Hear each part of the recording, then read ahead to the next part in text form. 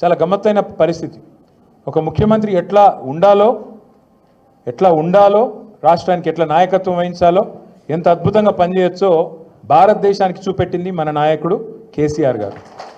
కానీ ఒక ముఖ్యమంత్రి ఎట్లా ఉండొద్దో, ఎట్లాంటి మాటలు మాట్లాడొద్దో, ఎటువంటి పనులు చేయొద్దో చూపెడుతున్నది రేవంత్ రెడ్డి గారు.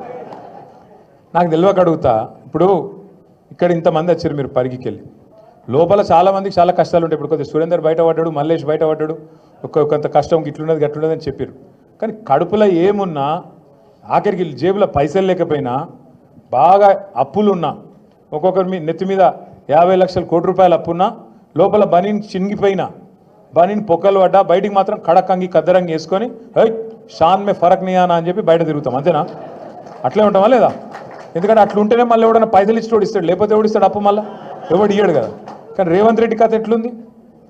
నేను ఢిల్లీకి పోతే నాకు అపాయింట్మెంట్ ఇస్తలేరు, నేను దెబ్బన చెప్పులు ఎత్తుకపోతేనేమో అపాయింట్మెంట్ ఇస్తలేరు.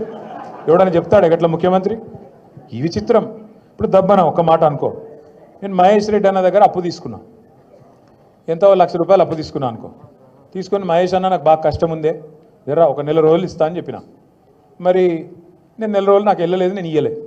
2 నెలలు అయింది ఇయ్యలే, 6 నెలలు అయింది ఇయ్యలే. మహేష్ అని నువ్వుకుంటాడా? ఏమాయబాయి నువ్వు చెప్తివి, మస్తుగా చెప్తివి, ఇస్తలేవు, ఏం సంగతి అడుగుతాడా? అడగడా?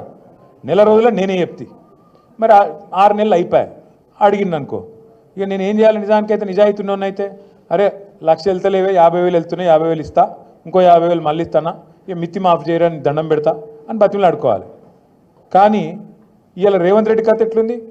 ఏమైనా 100 రోజులలో గ్యారంటీని అమలు చేస్తా అన్నావు, అందరికి అన్నీ ఇస్తా అన్నావు, మరి ఇవాళ ఇస్తలేవేందా అంటే ఏమంటుండరికేనా? ఏం చెప్తారా? నన్ను కోసుక తింటారా?